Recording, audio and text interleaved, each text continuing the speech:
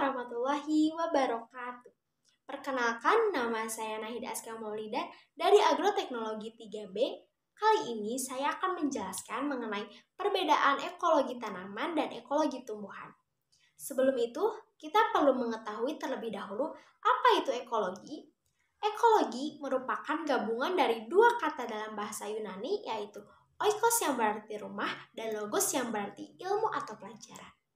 Secara etimologis, ekologi berarti ilmu tentang makhluk hidup dan rumah tangganya.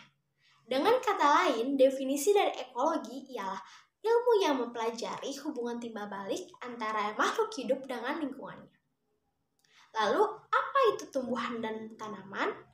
Tumbuhan merupakan flora yang tumbuh serta berkembang dengan cara alami di alam.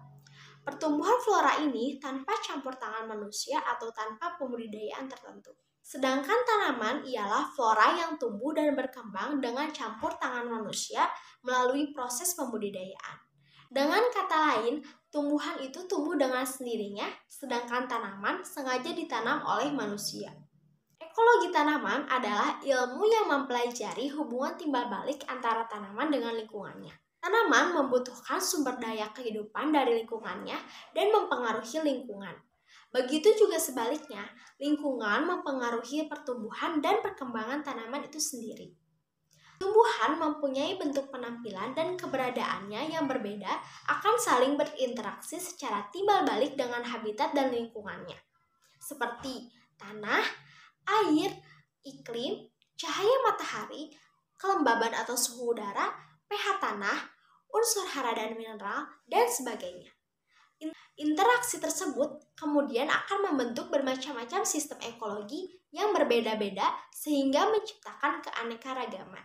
Faktor yang mempengaruhi tanaman diantaranya tanah dan iklim. Tanaman mempengaruhi iklim dan tanah karena tanaman akan membantu proses pelapukan tanah.